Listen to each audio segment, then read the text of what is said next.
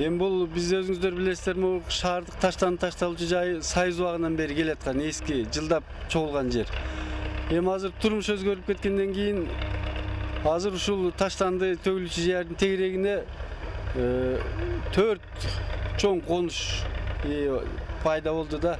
Калыс-Ордо конушу, Акбата конушу, Дордой жана Келечек конушу. Эми азыр дагы ушу эки конуштун ортосунда Самаз Акбат деп илгерден айтылып калган дагы бир чоң конуш отурду 84 гектарга.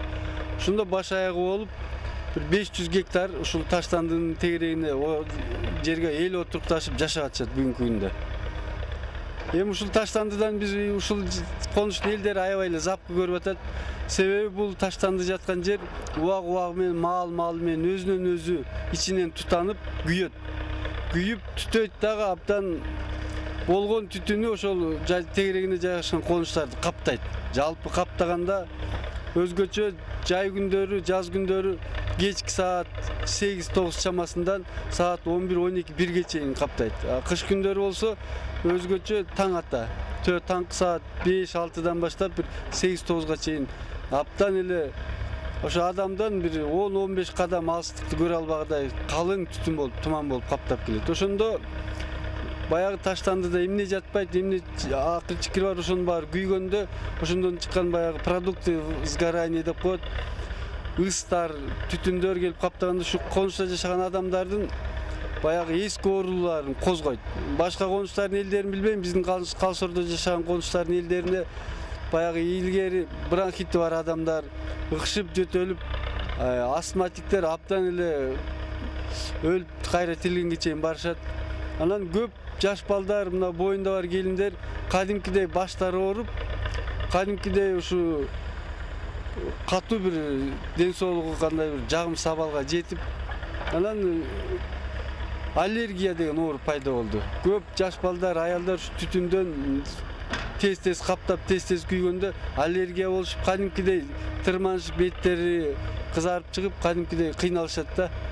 Ушул таштанды кийин ушу чоң бир маселеге айланып кетиши мүмкүн. Эми сиздер ушул таштандыны жана тийиштүү мекемелерге кайрылдыңыздарбы ушинтип атат деп? Кимге маселе койдуңуздар? Эми биз бул таштандыны шаардык мэрияга кат жазып кайрылганбыз, жалпы конуштардын атынан.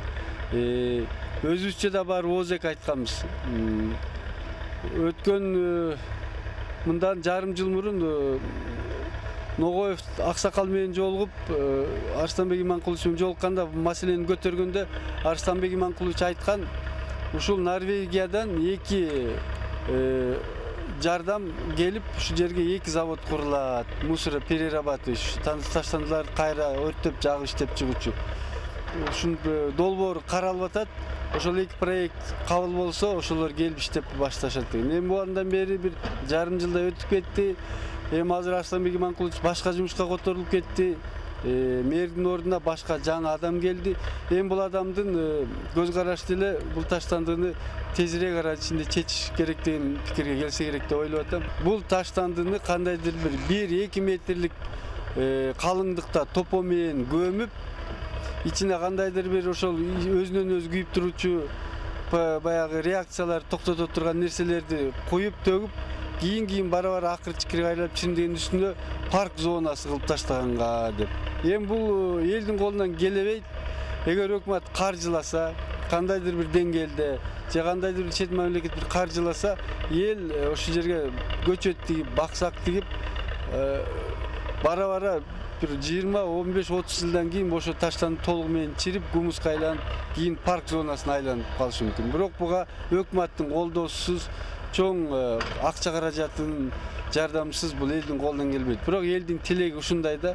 Эгер өкмөт өзү кандайдыр бир долбоор кабыл алып, атайын программага кирип, ушу таштандыны переработкага кылганга, кайра иштетип чыкканга, же болбосо ошол таштандыны иштетип, баардыгын тазалап түгөтүп берем деген бир мамлекеттин сунуштары, пикирлери болсо, ошолорго эле берип бүтүрбөсө, бүгүнкү күндө бул проблема көтөрүлүп келатат.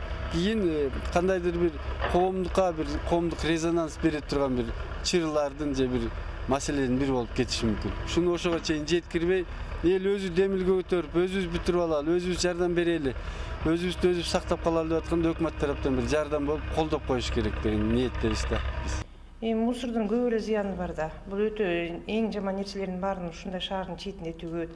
Анан көп эле зыяны бар. Мына көбүнчө жана бронхиальный астма ушундай ооруларга, көбүнчө тери ооруларына, стрептодермия көп болуп атат бул күндүч, ушул күндө. Бронхиальный астмадан бир 2-3 киши келди. Эртең менен эң жаман жыт келип турат экен. Ошонун чоң көп эле зыяндар бар.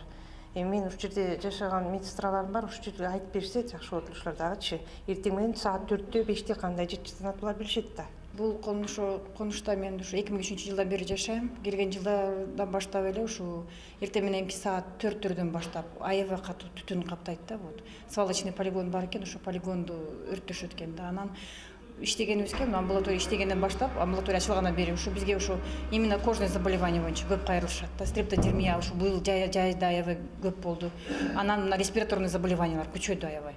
Вот именно грипп, ОРВИ ошол это с признаками танзилита, ушу тамак ооруп, жанагындай гриппте осложнение болгондор көп болуп атат ушу. Ошо свалочный полигон эми ушу зыяны ошол. Зыян болгон себеби түнү менен мына күн батты түтүн каптайт. Меники могойдо ошол үй көрүнбөй калат. Анан бир жыт пайда болуп калды да. Кандай жыт болду? Жаман бир жыт, жанагы свалканын жыты келип атат да. Шамал тияктан келсе эле бизди каптайт. Дайыма кышы дагы, жай дагы ушундай. Эми кандай сунушуңуз бар? Эмне кылса деп ойлойсуз? Кимге? Жок кылыш керек да, эмне кереги бар эми. Ушул жок кылыш колдон келбейби. Элге зыян экенин билет. Аерде кандай деген мусорлор бар. Чымчыркей конуп кайра бизге келип атат.